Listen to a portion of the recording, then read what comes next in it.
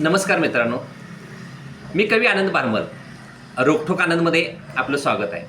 मित्रांनो, समाज माध्यमावर आम्ही बोलत असताना इतिहास, समाजरचना, समाजभावना यांचा अभ्यास करून वेगवेगळ्या सामाजिक समस्यांची मांडणी योग्य पद्धतीने करण्याचा आम्ही प्रयत्न करत असतो.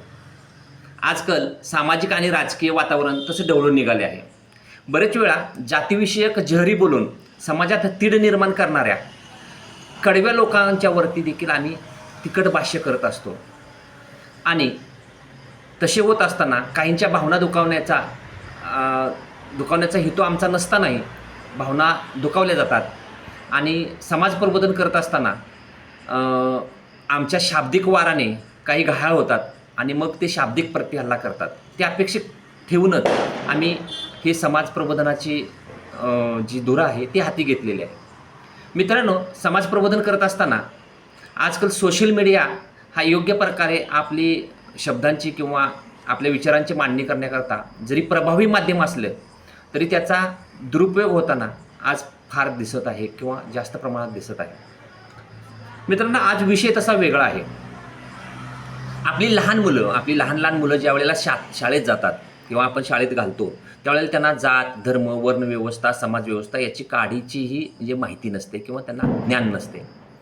आता ते ज्या वेळेला शिकतो आणि तो मोठा होतो किंवा ती मोठी होते आणि मोठी होत असताना शाळेतील फी रचना आणि एक ठराविक जातीकरता मिळणाऱ्या सोयीसुविधा या वेळेला त्याला समजू लागतं की जात ही काहीतरी गोष्ट आहे ज्याच्यामुळं इतर समाजातील किंवा इतर जातीतील लोकांना त्या सवलती मिळतात आणि आपल्याला मिळत नाहीत.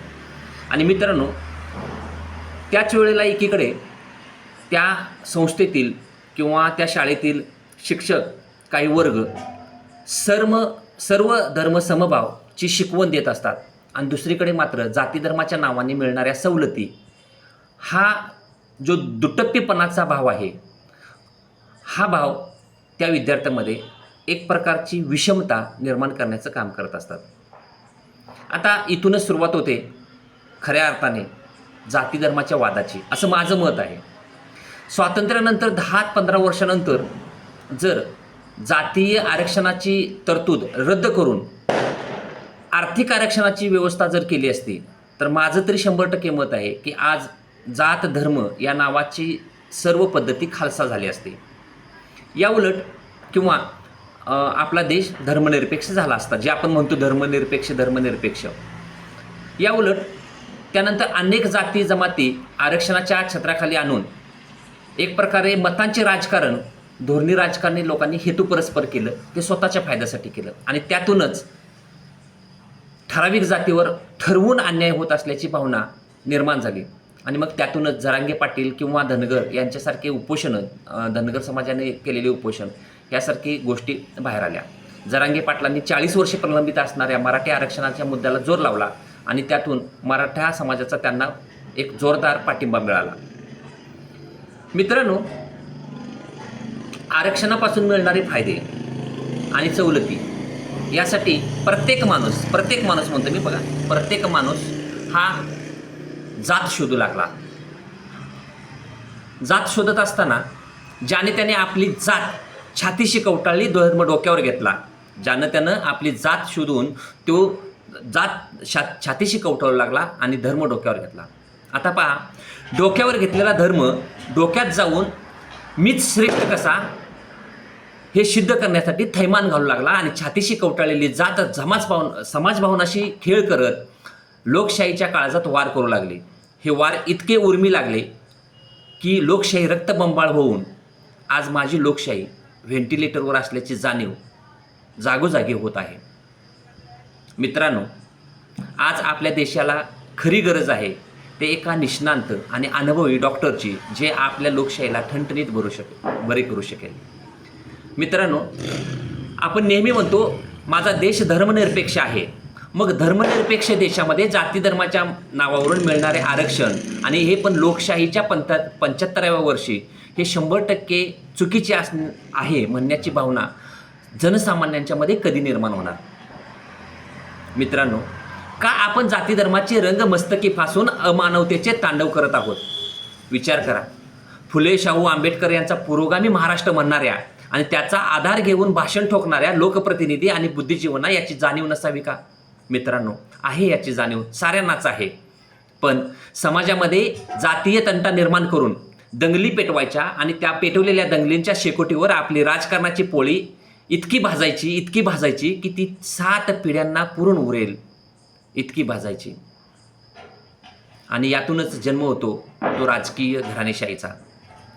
मी आमदार झालो तर माझा मुलगा, माझी मुलगी, माझा जावई कसा आमदार खासदार होईल याकडे सर्वच लोकनेत्यांचे किंवा आपल्या नेत्यांचे लक्ष असतं. आणि आजपर्यंत यांनीच लोकशाही कमकुवत कशी होईल याची काळजी घेतली. आणि आज पाहतोय आपण एक साधा रिक्षावाला 25,000 करोडचा मालक होऊन बसलेला आहे. आणि यातून कुठलाच पक्ष सुटलेला नाही. मित्रांनो, समाज माध्यमावर आजकाल बरेच लोक जातीच्या आरक्षणावरून एकमेकावर चिखलफेक करताना आपण पाहतो. आता त्यातील काही लोक जाणीवपूर्वक समाजाला पेटवण्याचा प्रयत्न करतात. कोणत्याही गोष्टीसाठी जास्त महत्त्वाचं त्यांना वाटतं ते समाज कसा पेटून उठेल.